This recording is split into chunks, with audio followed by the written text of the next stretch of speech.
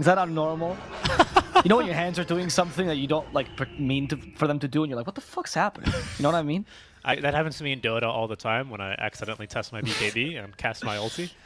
You know, I've had situations in Dota where my brain turns off and I'm watching my hero like outside of my body. I'm like, why am I doing these plays? And then you realize, but you're already dead by the moment you realize, right?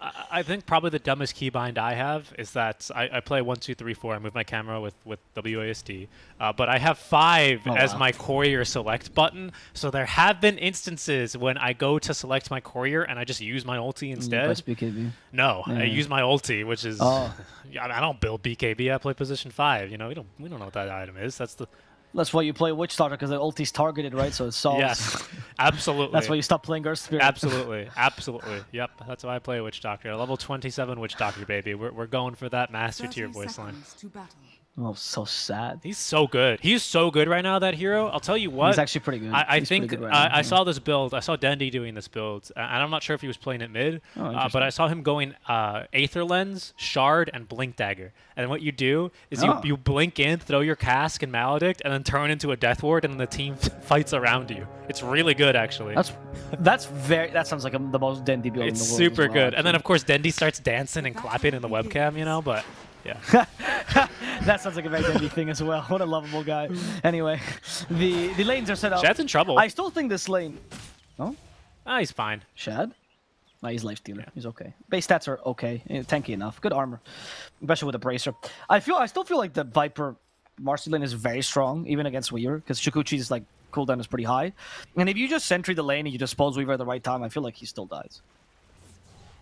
Yeah, so I don't know. I do think the lanes might just go EU rechecks favored, because Lifestealer tends to do fine in lanes, Chen can deal with the boars, but we'll see how strong the axes are here, especially with the shackles. I suspect that not only do they have catch issues against a Weaver, I suspect as soon as Weaver gets like 1 or 2 items online, I also think they have like burst damage issues with him. Like I just don't see, especially if he goes BKB early, which he definitely should, I don't see how they ever kill him unless he's severely out of position. Like one dispose, I don't think kills this Weaver outside of the lane, right? Yeah.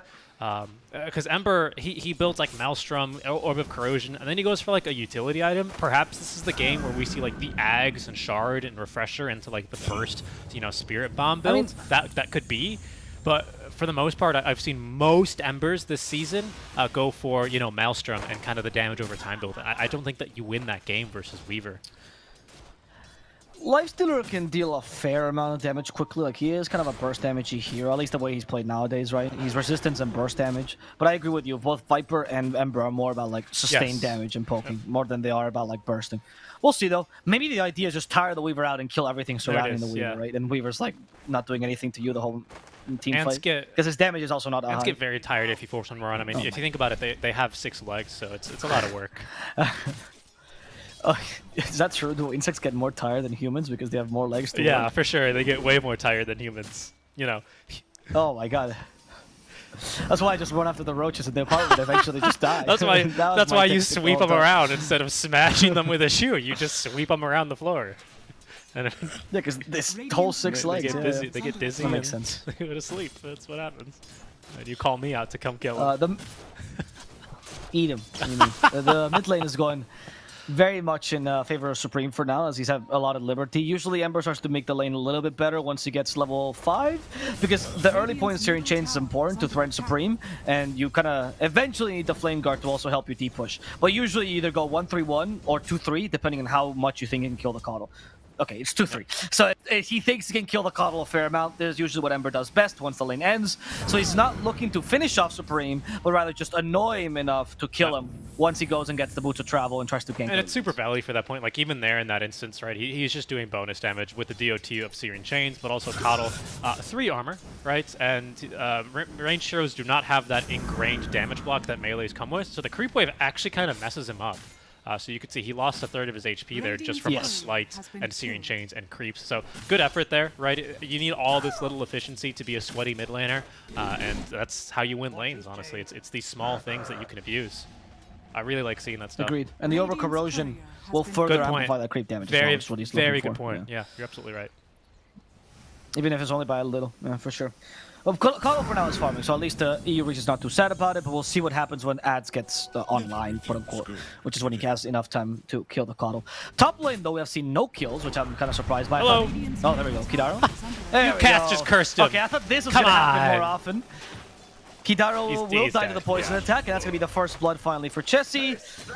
Good. This I was expecting a bit sooner, but it happened 4 minutes in. Not bad. Good opportunity. Well, this is well utilized. This is a lane we're going to start seeing a ton of, if not in pro play, definitely in pubs. Reason being is that Viper 275 base move speed. With Dispose, he moves just shy of 400 move speed without brown boots, and then it gets even more ridiculous with boots. This for 5 seconds, by the way. This buff is ridiculous. Yeah. There he goes. They might make another go at it. Dispose can't quite reach him. And instead, Kidaro might be the target. No. Tanner tanked, I think, 1 tower shot, so he's got to back out of this one. But again, the point is there, right? It's very good, this lane. Yeah, he went for this new Hedras build, which all these fours are building. It's the hot new build, where you get enough reach into to make these plays and mess up a little bit, and it's fine. Honestly, unless Otakar plays super aggressively with Shukuchi, there's no way you're catching him. It's really the CM that you want to kill here. And I think... That's why, by the way, CM has 11 last hits. It's all the range creeps that CM is killing. I think, actually... Okay, they're going to catch him there. Otakar, he ought to be okay. Yeah, he's got Shukuchi level 2, so it makes a bit of a difference there. Will they find the sentry? They need to get the sentry, though. Otherwise, this is going to be a problem. Yeah, good job by Tanner. He knew there was only a couple of places you could be hiding. I think you're onto something there, actually, with that headdress. I've got this brewing kind of hypothesis that lane brawlers are kind of the way to go. And as a result, we might start seeing a little bit more of doctors, witch doctors, that is, speccing into Voodoo Restoration, perhaps Warlocks, right? I'm going to make a little bit of a return. I'm glad you found a way to talk about Witch Doctor. Yeah, let me tell you about this new Witch Doctor build that I like to go for, which is Holy Locket, and my goodness, that thing is good.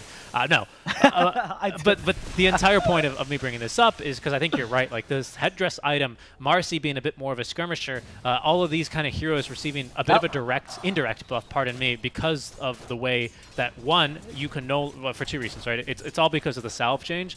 One being that obviously it's less efficient, and 2, supports can actually play position 5 instead of just buying salve. Shibe might make it out of this one alive yet, as he's being saved by the shackles, but here's Marcy. Tanner's actually going to go for the easier kill onto Ahri, as they're going to leave the creeps to try and get through Shibe, but he's still being a little bit of a nuisance here. The Ghost is going to slow him to a crawl, and J4 will get that kill. Now a second shackles here. Supreme might set up for the kill as Supreme rotates on through, and with that nice max illuminate, he finds himself 1 kill. Might even go for a second now on a J4, but Ahri, he is going down here to the Chen army. As J4 is going to be the next to fall. Dispose? Maybe not. J4, he's going to go down. Supreme as well steals, he heals a bit off of that, but Ads will rotate on through and secure the kill with Adversary. Yeah, I mean, we talked about how easy it is for Ember to like get kills on Coddle, but if you're going to stay in the same place for like 6 years, Ads has more than enough time to, prepare his TP, brew a cup of tea, and now find Shibe, send him back to me. Goodbye, Shibe. Anyway.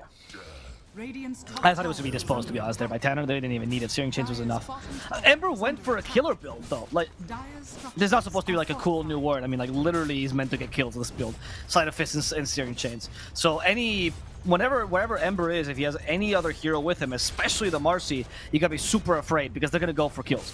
He can't really deep-push lane, so he doesn't have Flame Guard. Sleight of Fist is okay, but he's looking for murder. They are gonna take this tower. They're gonna murder this tower. Killer build, Ember. But yeah, with Orb of Corrosion Yeah, right, I sound like a fighting game announcer when I say that, but it really is a killer build. And it's a good one, and down goes the tower. This is significant. This is space against a Coddle, or this is space, rather, that Coddle and Weaver, I should say, are no longer going to have. And again, this all stems from the fact that Beastmaster a little bit canceled here because of the Chen simply existing. It's still 2-2 build, so he's going to make a go at it to try and get a little bit more pushing done, but he's not going to be able to, Shibe, that is, the Beastmaster, is not going to be able to, like, make equal on the space, at least for a couple more points into Inner Beast. And again, this is going to be problematic because on a hero like Ember, even though you don't go for the travels as quickly as, let's say, like a Coddle does, right, who already has his done, by the way, so we can expect to see him around the map, you're still mobile, right? You leave a Remnant back in the mid lane, you TP back bottom to kill a Beastmaster who's pushing far, you might have that kill. Coddle? He is just going to die. Literally the sidekick there, plus Sleight of Fist. They're getting Chessie in exchange for this. He's going to spit on Ahri before he goes. But it's at least... I don't think this is equal, though. It's not. much more commitment from the top lane to do this. I mean, the two supporters to rotate top, right? Whereas the 5 was here protecting or farming, but he says he's protecting the Lifestealer. And also the Coddle is much more valuable. Especially stopping Coddle's early game is huge. He'll still be useful no matter what, but Coddle can take over the game if you're a mid laner very easily. And the fact that Ant is getting this many kills. It's what he said, though. I feel like this is how you're supposed to play Ember versus Coddle, and he's just giving you a master class. Now this is Caster Curse. He's gonna die here, I'm pretty sure. There he goes. Ari with a knife. Walked face first into a Hex. Now there he goes. He pings, guys. I mean, they have to have a ward here. I mean, no... there's no other way I died. Mid laners, am I right, guys? Yeah, that was the most core ping I've ever seen. Must have worked. The worst part is they even have vision nearby, right? Like, it's Hex, it's Instacast. It's gonna happen once or twice, right? What was I gonna say? Good reflexes though on Ari. I think this bottom lane is actually going to be quite interesting because Shad, especially with the armlet build he's going for, Shad, thank you, is going to be able to stay in lane for a really long amount of time. Like if he wants to, he can probably stay here for another 2 or 3 minutes. He might move into the jungle, right? Don't get me wrong, but he might just choose to continue farming here. One, because it's free farm, and two, it's going to stop Beastmaster from taking his own tower, which is how Beastmaster gets to start playing his own game. Coddle has bots though, so even though they don't have, oh, hold on, we're going to fight top. Yeah, we have rebound available though, so Ari might die as a result, but I think there's no way Tenno survives this. Chessie now in trouble as Coddle doesn't start to rotate, and Chessie got sent near the snakes, that blinding light, which means he was dead to rights. They do have a chance to push mid though. Chen is here with his army. Send him at the tower. There we go. Nice deny there on Chen. Denies the arcane rune for kicks as well. They increase his attack range? But did he always have 650 attack range? I always thought he was like standard. Yeah, it's pretty huge. No, it was pretty huge attack range. I think it was... It's a great attack range. That's why Chen carries. Standard attack range is 400. It's kind of what it looks like. Average, I think it's what's called. Yeah, for ranged. Yeah, something like that. Because standard makes people that have less attack range and that feel bad about it, right? Like they're substandard. Very true. And it's just average. TA is really mad at you. Right? Yeah, she is fuming, I'm sure. But in any case, the one thing I want to just elaborate on this bottom lane is that Lifestealer feels safe in this lane, and normally that's true because the tier 1 tower is gone, so there's not a lot of reinforcements that can TP. But the big exception here is that Coddle can actually TP, right? He can TP on the creeps because of bots, so he can actually be a little bit of a nuisance, right? Shibe has kill potential in this lane if Shad gets a little bit too confident. Simply with a Roar, a Coddle TPing on a wave, or a Boar, no rhymes intended here, and that could spell disaster for Shad. So something to keep our eyes on as Shad does continue to farm in this bottom lane, and is going to let the rest of his team push top, where they are looking to siege with the 10-minute wagon. Okay. If they take a tower, especially with the Chen, it feels like you've done Beastmaster jobs for him. Which is why I TP. There's the dispose. Oh, wow, okay, that was fast. That's a great kill. Yeah, it was very fast. They put down the fresh sentry ward, and that might put a stop to this defense. He was kind of looking forward to fighting with this Maelstrom. Has no chance. Supreme's very fast. I don't believe you catch him here. Oh, okay. Ads is going to give it a go. Ari going to have to put his life on the line for this one as Kadaro has freezing field. It's going to channel a bit further south of where Supreme's at. The Illuminate keeps him alive, trying to juke inside of the trees, but he will end up falling. A tower aura is not enough. Good control here. Shad showing up to fight as well. Nice little infest there to secure the kill onto the Shaman. And that should be the tower here as well. Remember Richie 2 patches ago when the Coddle got reduced by 10 movement speed, and everyone's like, oh, so what? He still has this incredible movement speed. That's where the 10 movement speed matters, Richie. You were right. They wouldn't have caught him 2 patches ago, but this patch, they catch him. You know. His model is equally as lean, but he can be easily caught when he's not as fast a machine. Yes, that is very true, and I'm going to see if I can continue your rhymes and keep it clean. I think what's most important is that Coddle also still keep yourself unseen. Would have lived there and been unseen if he had Pig Pole. Unfortunately, he's not carrying that item, right? He is holding on to the Fairy's Trinket instead. Oh, there's Pig Pole, but it's it's for E reject. I mean, he lives. He straight up lives there if he has Pig Pole. Actually, I think he makes it out. Yeah. He does make it out. The pigs are also harder to catch as well because they're even smaller. So it's all about the model size, really. The movement speed is irrelevant. That's very true. That's why the model size nerf to the what's it called Wraith Pact was the biggest deal. And speaking of Wraith Pack, Actually, that's what I was commenting yeah, on. speaking of Wraith, it'll be online soon. Shibe is going to be rotating now towards the mid lane, where we do see ITB fervently, I should say, defending their mid-tier 1 tower. They don't want to lose all their tier 1s quite this early. ITB have opened up a bit of space down bottom, where we see the Serpent Wards having already dispatched of the Radiant tier 1. But we can see EU Rejects very, very cozy right now in the jungle of ITB. Yeah. Yeah, and they've taken over the jungle, which is, we've talked about this a lot, but it's what Beastmaster should be doing right now, right? Yep. And so... Who on the boar, actually. Oh, that sneaky little boar. They should know. Tanner, he's staying here next to the creeps. Oh no, Tanner! Get out of there! He's going to be jammed in another locker. They even roar him, man. They want this Marcy dead. Absolutely deleted. That Marcy, she's not going to be saying anything about that smoke, Ankabo. Oh my god, you just triggered Tanner's trauma, man. That Orchid was not an item we're used to seeing on Coddle. Usually it's Vessel, second item, but that Orchid mattered so much. I mean, it's a great solution to the Ember. I like that itemization. Have we seen the Orchid build on Coddle before? I reckon we have, at least once or twice. I am surprised, though, that he decides to Orchid the Marcy, because, again, it's not like, you don't need to silence her any further.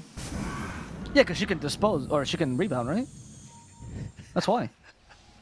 Chat, he doesn't get it. I'll see how many more jokes like this I can. Oh, because she whistles. You know, right, Abo, you know what I really like about a first pick Marcy in the draft? Is she doesn't say anything about the rest of your picks.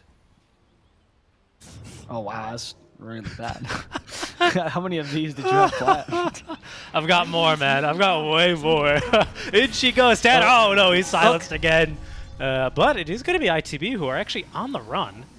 And, it's EU Rejects who can't quite find anything. So good skirmishing here. I really like, actually, this ward by ITB. This is a good backup ward, even though now Tanner is going to scout it.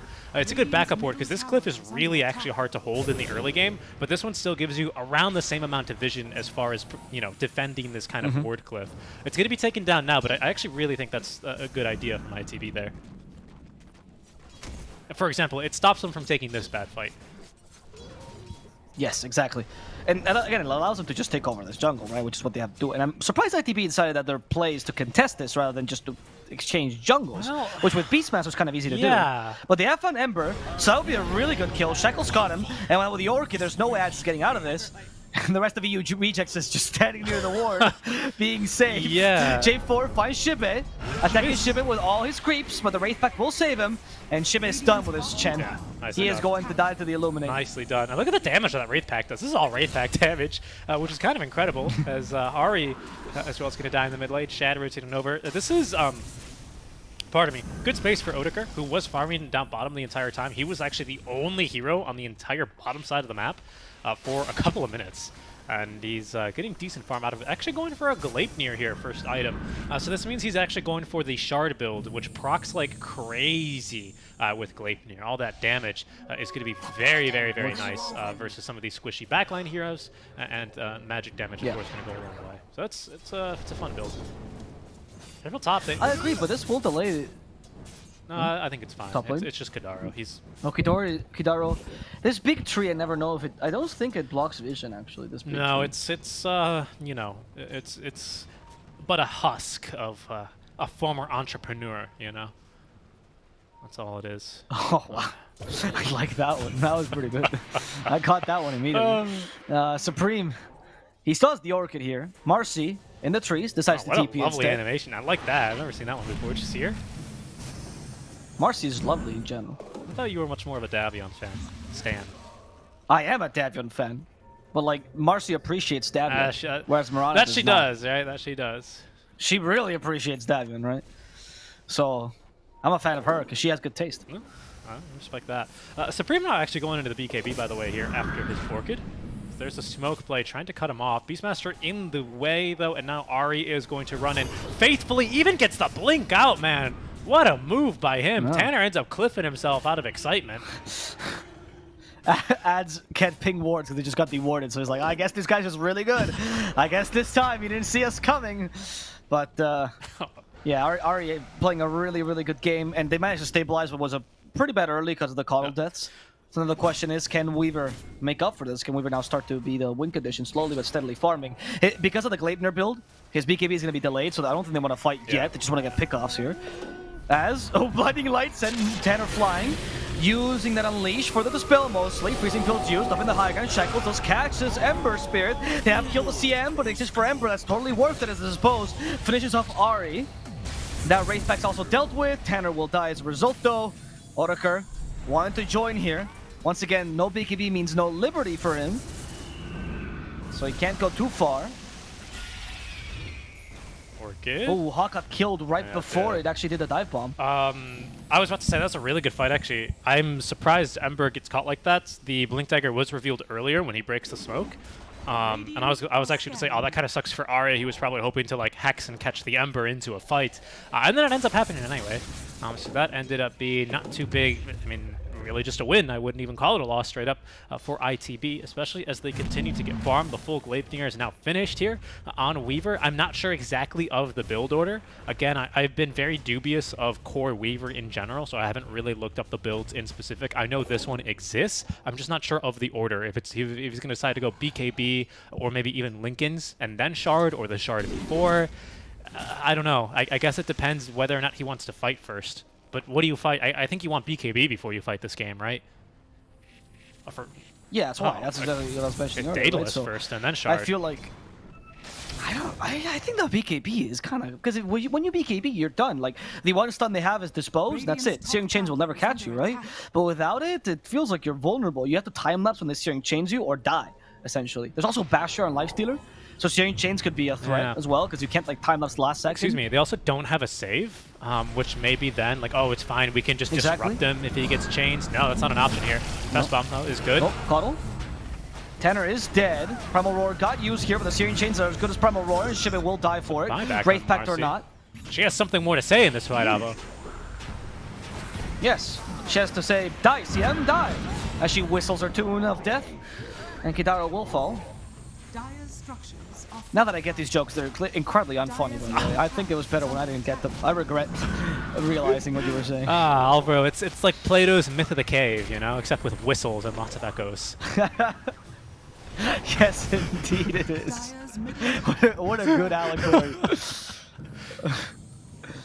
Jesse will take the tower mid though, so once again the space goes the way of EU rechecks. I think Into the Breach is realizing. I mean, just BKB on the Weaver, man. Like, yeah. It feels so mitigated in these fights, you know?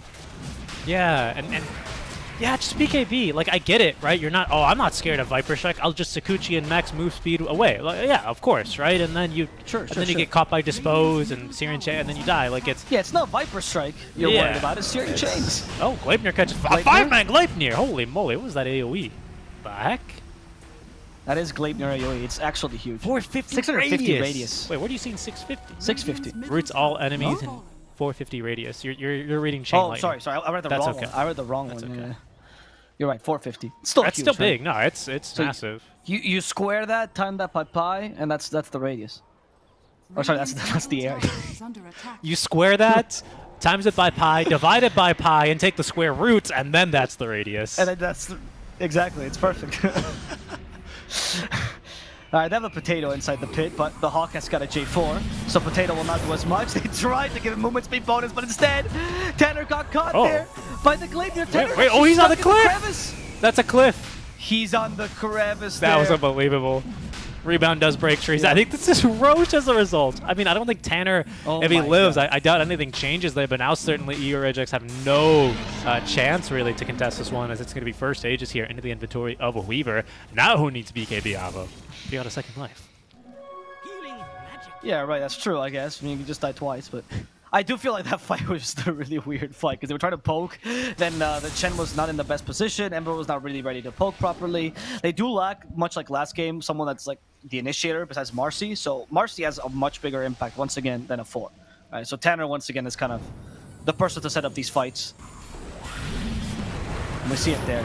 I mean, if you've ever played Pango more than 50 games, you've gotten stuck there at least once, right? And it does feel really stupid. Yeah.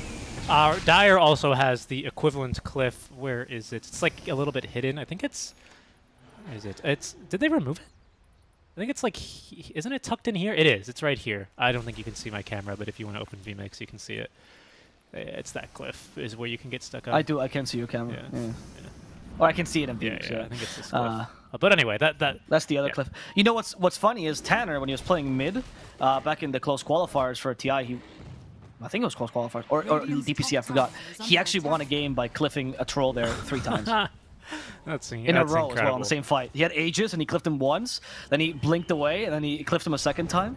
So Tanner's well aware of this crevice. It's just that, you know, sometimes you get unlucky of where the rebound lands. Oh, okay, a little silence there. It's a bit cheeky here for the Lifestealer. No follow-up stuns, especially with the Rainbow TPs, as Jenkins calls them, the Power Ranger TPs.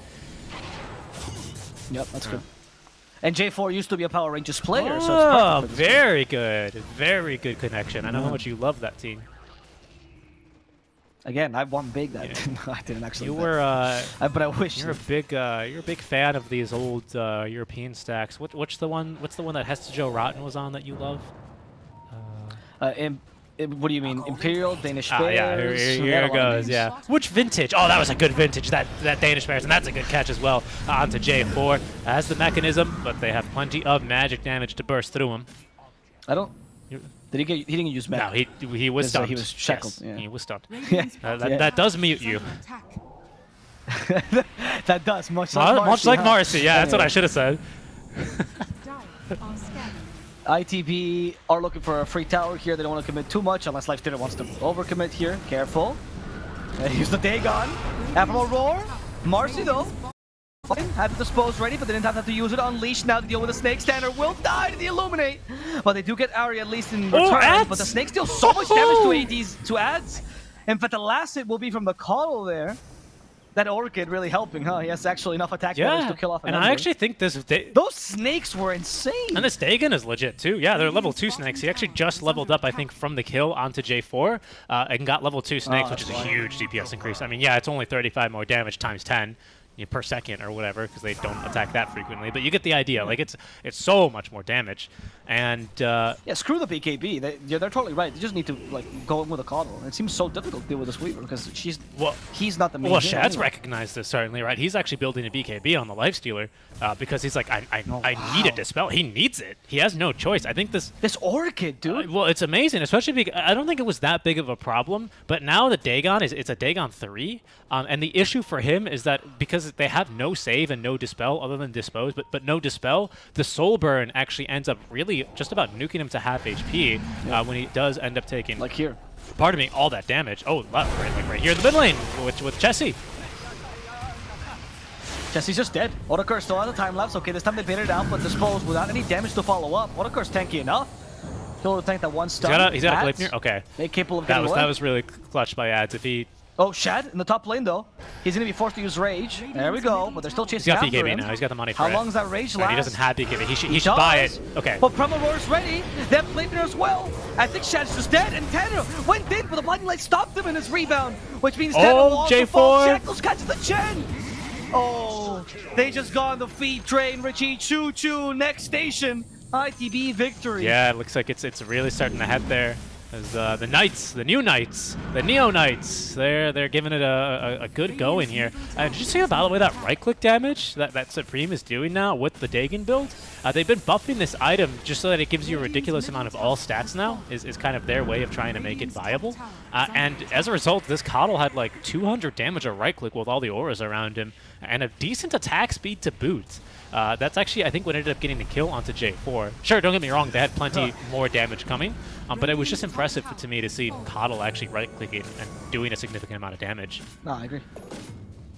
Yeah, it's because, you know, Coddle magic damage is for noobs, right? This is the old meta. Now you go for Coddle physical damage. Dagon and Orchid is all for the auto attacks, really. He even has the inner beast aura. So yeah, that's what. Yeah, that's why I was like, why is he attacking so fast? Yeah. Yeah, it's the inner beast. 45 additional attacks. Inner beast plus drums, which I'm pretty sure they used in that fight as well. Yeah, probably the drums. Do they have drums? They do, yeah. They do on Beast, yeah. Paladin Sword now on Weaver as well, so now you have a little bit more resistance. And now with the Scotty, you start to see what we were talking about earlier, where do you even have enough damage to kill Otakar? It's really all up to the Lifestealer. He has to get up in the Weaver's business and kill him quickly enough. But he was forced to go for a very build. You know, like there's no damage in this build, just a lot of save and stats. Bashir's okay, but there's no big item which Lifesteal likes to get. No Deslator, you know, no Crystallis even, nothing that can actually take advantage of Lifestealer's attack speed. And EU Rejects, they smoke out of the base, and it's just a terrible, like it's a feels bad man smoke, because they literally have to smoke because it's not safe to go off the high ground. Ahri, he might be able to set up for this, especially because Chen's the only one nearby to try and interrupt. There's no interrupt. Instead, it's going to be probably 100-0 here onto Chessie, who's got an Eye of Scotty, Strength Treads, as well as even a Dragonlance, so he is, you know, rocking 3,000 HP and is taken down through the duration of a Hex and a Shackles, and there's more to come here. Disposed, but the Blinding Light actually puts J4 in a worse position here. Tanner as well might be in for a rough spot as they buy back on Chessie, but it's Shad who's in trouble. They need to try and save him. He gets at least off the Enrage, and now even more HP for Chessie, who's just bought back. In trouble is going to be Kadaro, who's gone a bit too far here. He's the second support to have died now in this engagement as Tanner giving chase, wants to try and find Shebe, but he just blinks away. And it seems like that's all EU Rejects are going to get out from this. They're going to have to call it quits. That freezing field was like a bit of a zone out freezing field, but then once the Ember BKB came out, that completely changed the fight, right? I mean, he already had it before, but this time it just made the freezing field, nullified it. And of course, Ahri's initiation is super important, right, in these fights. So the fact that he got thrown super early really made it much easier for EU Rejects to take it. It's still not enough to recover in this game by any means, but it's a start. No, and they're doing the right things. You'll take it. The thing I wanted to highlight was they had to smoke inside of their own base because they had literally no vision outside of their base, and they eventually venture into their own triangle where they do something really crucial is that they set up vision, so they could potentially fight for this next Roche. ITB still, yes, very likely to deward them, but at least that's an opening for EU Rejects to get back into this game. So they are doing the right things as they do play from behind. Stuff like this is super important because if you don't plant wards on your expedition out, like it's just literally a pointless smoke.